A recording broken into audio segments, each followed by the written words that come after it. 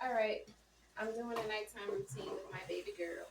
She's getting her hair washed, and I usually use natural shampoo with her, or I'll use a natural baby wash that is a shampoo and body wash, and then I'll just follow up with any kind of conditioner, or sometimes I'll do a deep conditioner on her, depending on how her hair feels.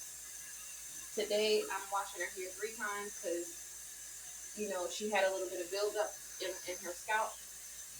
So I'm just going to use clarifying shampoo right now. And I also use a natural shampoo too, so her hair can stay moisturized.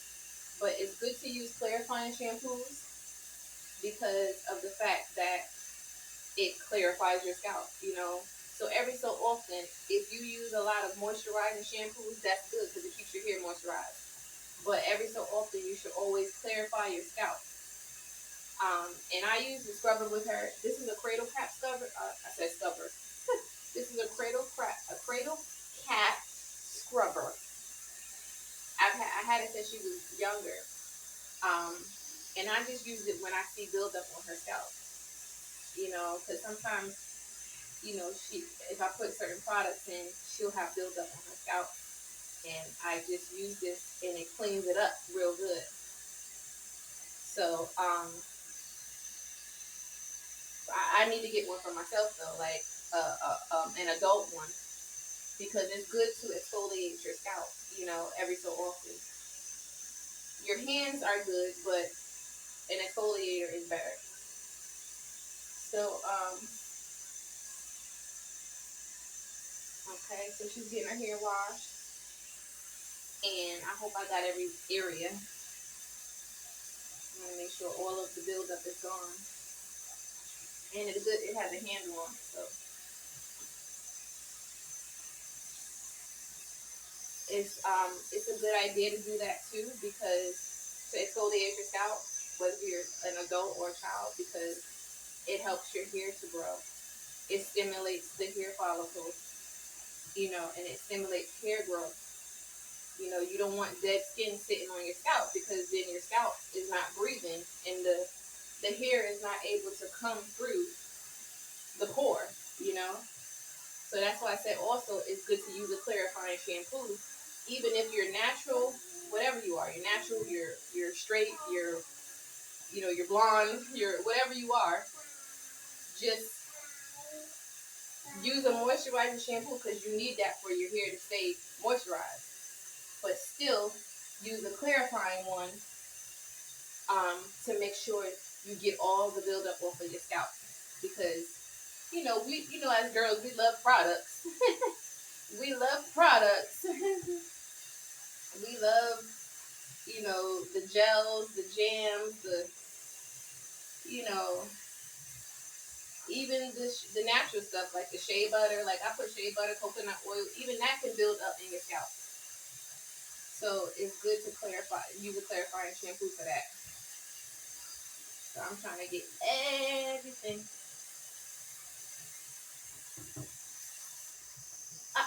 No, no, no, no, no, boo boo.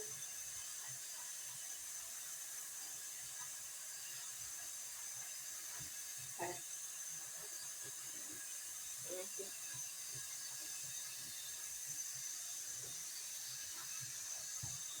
So her scalp gonna be squeaky clean after this.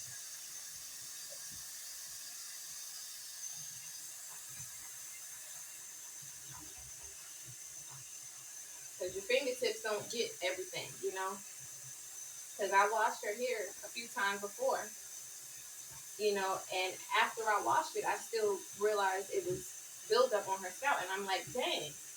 So that's why every so often I use this. I usually, when I wash her hair during the week, I usually just use my fingertips, but every so often I use the exfoliator, because sometimes your fingertips don't get the buildup, and then you have to go back and wash it, so wash it again. So it's better to just do it right the first time.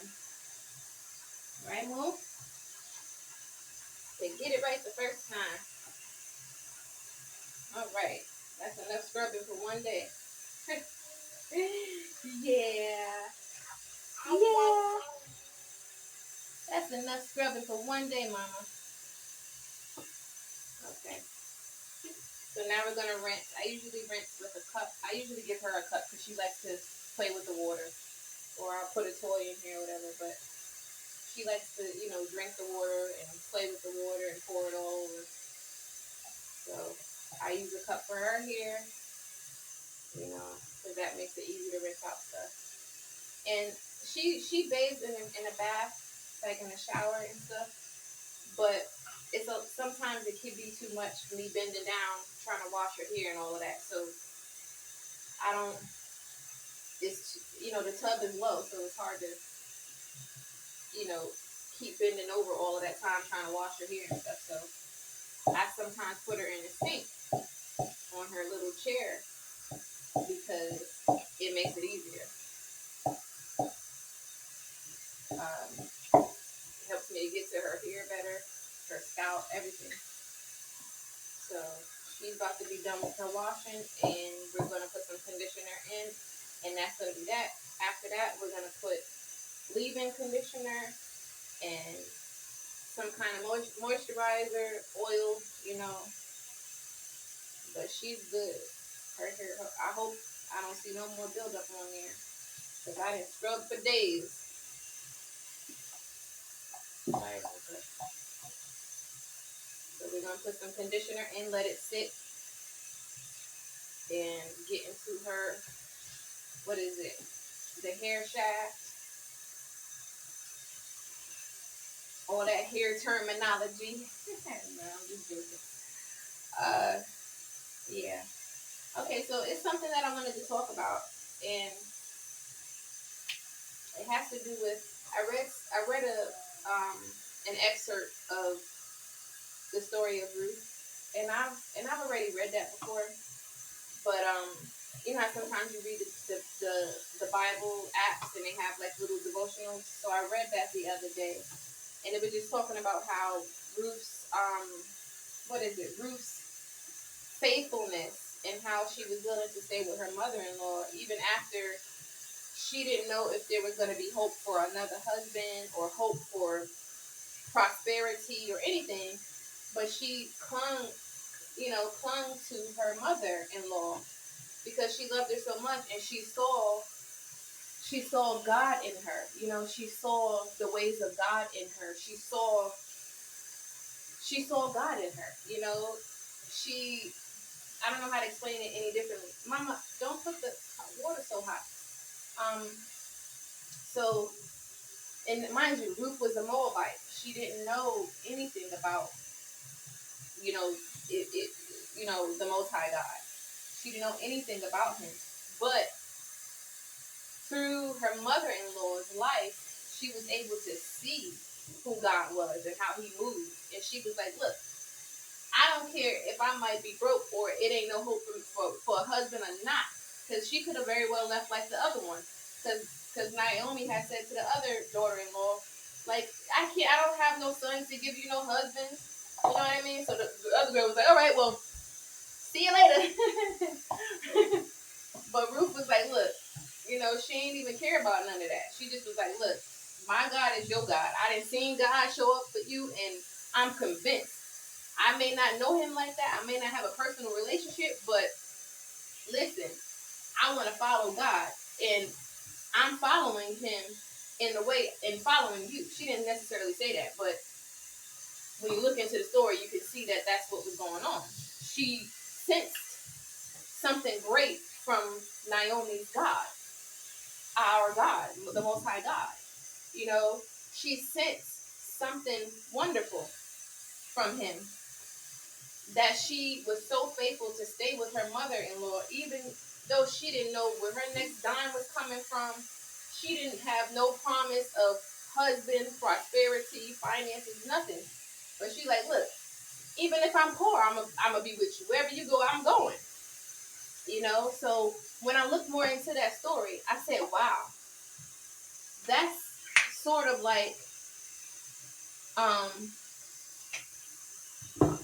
that's sort of like the Christ and the servant. You know what I mean? How we are servants of Christ and how we go wherever he goes. You get what I'm saying? Like it's sort of like I feel like that was an image, an illustration of following God because that's the image of a faithful servant.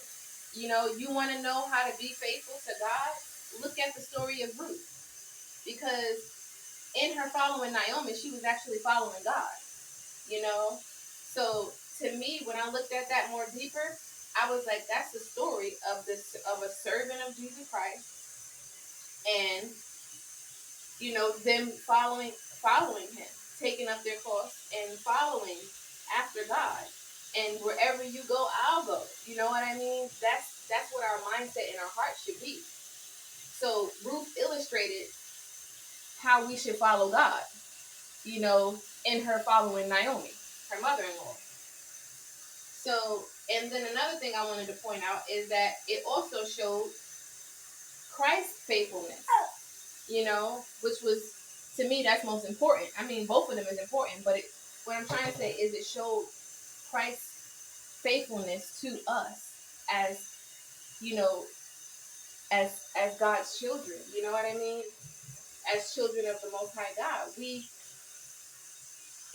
The illustration, the story of Ruth illustrated Christ's love towards us and how he's faithful and how he's with us and he's never leaving us nor forsaking us, you know?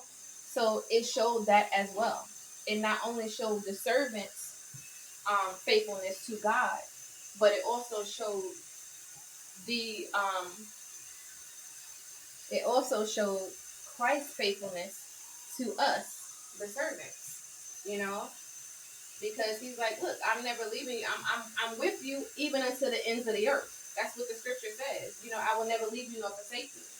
Christ is faithful to us, more faithful than we are as servants. So it showed that as well. It showed how Christ is faithful too. So when you look at the story of Ruth, read it for yourself and see how she spoke and how she, you know, portrayed faithfulness and to God in following Naomi. And then also take a look at the fact that it showed how faithful God was. One, because you can resonate with that. And I'm saying that because, well, we know Ruth is the ancestor of Christ anyway. So we have that in mind. At the same time, Ruth stayed alongside Naomi because she witnessed the faithfulness of God in Naomi's life. She was her daughter-in-law. She saw her mother-in-law's life. And the reason why she could say, I'll go wherever you go, is because she saw how great what is that song? How great thou art God, whatever. She saw how great God was and how faithful he was to Naomi in Naomi's life. And it amazed her so much that she said, look, if I'm poor, I'm going with you. Wherever you go, I'll go. If I don't got no another husband, I'm going with you, girl. Let's get it. Let's go. Let's do this. So what I'm saying is, in Ruth, I'm saying it again, in Ruth going with Naomi and sticking with her and clinging to her, that showed the servant's faithfulness to God, you know. And then it also showed God's faithfulness to the servant, because the reason why Ruth went with Naomi was because she saw the faithfulness of God. She was willing to convert. You get what I'm saying? She was a Moabite. She only knew the ways of the Moabite, but she was so intrigued by the Most High God that she said, look, I don't care. I don't care. Wherever you go, I go. You know what I mean? She said she saw something so intriguing and amazing in God and his faithfulness towards her. So there's two ends of that. There's, again, the faithfulness of the servant and then the faithfulness of God, which is first. Because God God is more faithful to us any day over we are. You know? So look at that story. It's such a beautiful story. And it shows, and I like it, like I said, because when you a follower of God, you're not supposed to look at what God can do for you.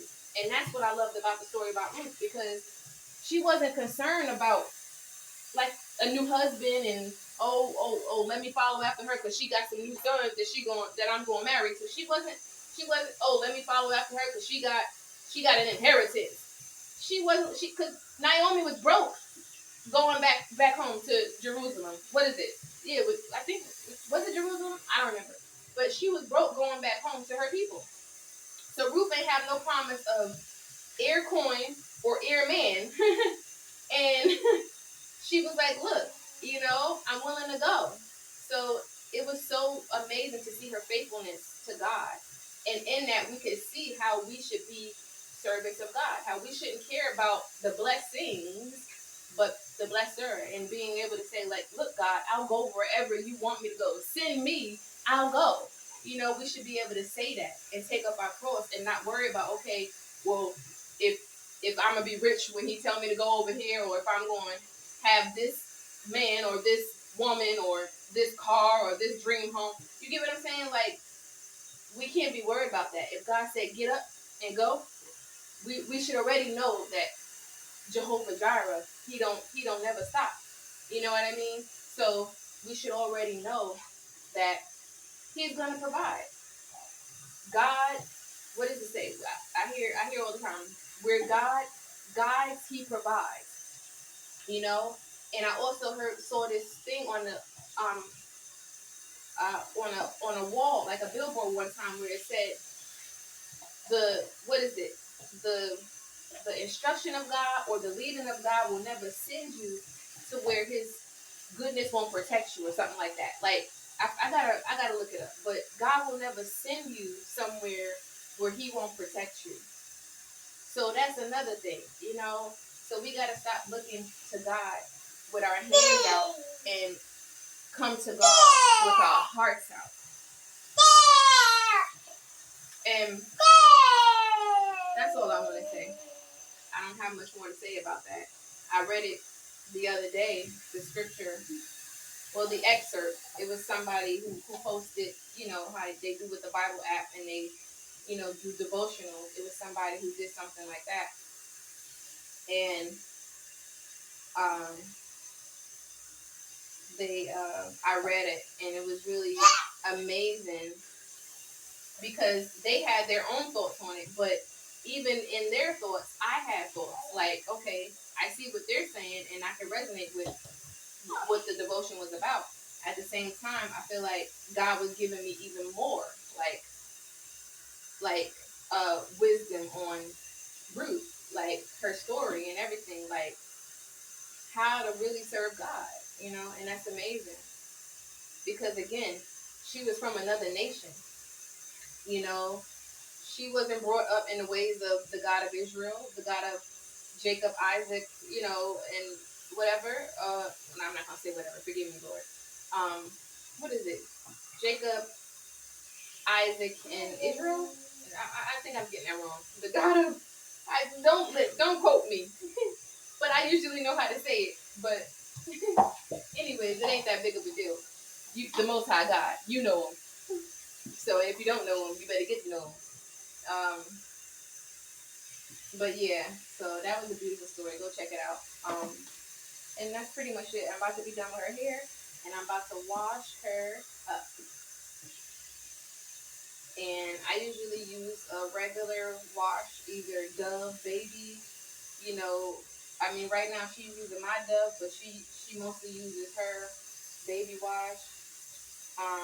And then, like I said, I use a natural baby wash and shampoo for her. It's best to use things that is going to moisturize their skin, because you need to nurture the baby's skin so that it can stay good when they grow, as they grow. You don't want to be using anything that's drying on them, like no Dial soap. Don't be going out buying no baby, no Dial soap. Unless it's Dial Baby, and they ain't come out with that yet. I'm being funny, but anyways, all right, now it's time to wash. So I think I'm gonna end it here, and if I decide to come back, I decide to come back with maybe her hairstyle. But I don't really think I'm doing no hairstyle for her today. I think I'm gonna just put some leave-in conditioner in after I finish washing her. I'm gonna put some leave-in conditioner in her hair, some oil, and some kind of cream, and we're gonna put it in one ponytail, let it sit overnight, and then I might do like 2 ponytails in the morning or whatever. But I usually keep her hair real simple. I did a video on that previously. Like, she don't really get much braids. I did her hair in braids maybe one time, and they look so cute on her. I'm gonna probably do that again another time. But it takes a lot of patience and effort when you're doing a child's braids, because you know children, they don't sit still when you're doing their hair. So I mean, and that's not really the whole reason why I don't do her hair in braids a lot.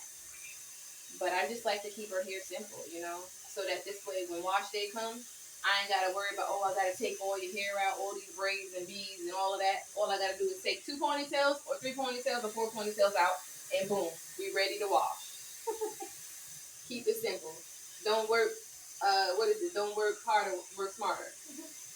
And she could look just as cute with ponytails as braids.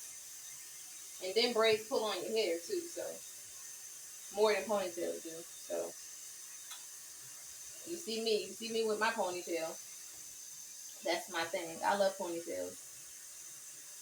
Either one big one or 2. I don't really like wearing my hair out so much.